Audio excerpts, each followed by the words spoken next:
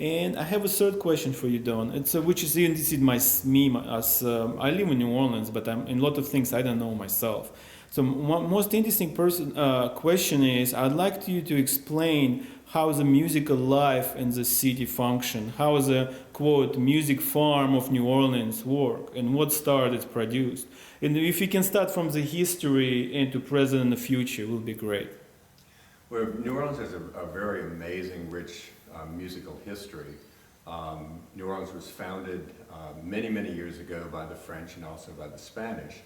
And a lot of their musical traditions were brought into the city.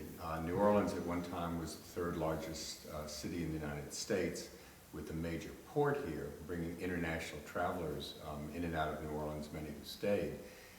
And also because of our proximity to the Caribbean and Latin America, a lot of the music traditions that were born in those areas also came into New Orleans. So one of the unique things about New Orleans history is that during the time of slavery, because of our Catholic traditions, that slaves were given the opportunity to, in a sense, have a day off, which was Sunday, for religious services.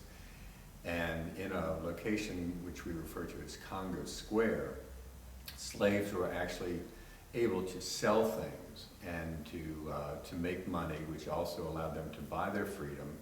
But also, it was the only place in the United States where African drumming was allowed. African drumming traditionally is a means of communication.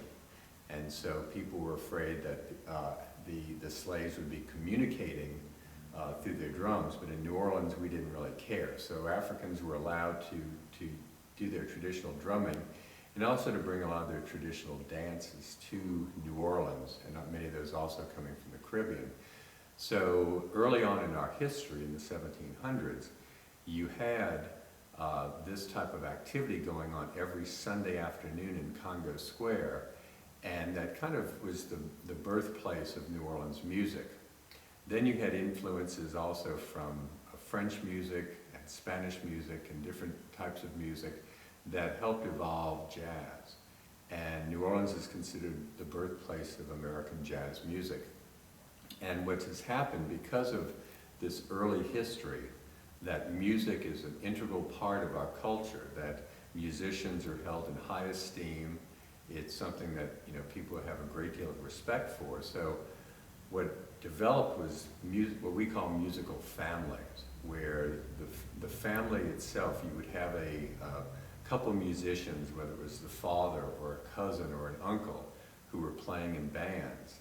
And that became sort of the incubator for carrying on the tradition and teaching young people, where the young people would be sitting in the living room at home and they would be performing along with the elders. So you have maybe, we think of maybe about 40 different musical families with musical heritage that has passed on this tradition, so that in addition to getting any kind of formal music education, whether it's at their schools here in New Orleans or elsewhere, they were raised in an environment where music was very important. It was part of the family culture, the family gathering, and great pride was taken in that.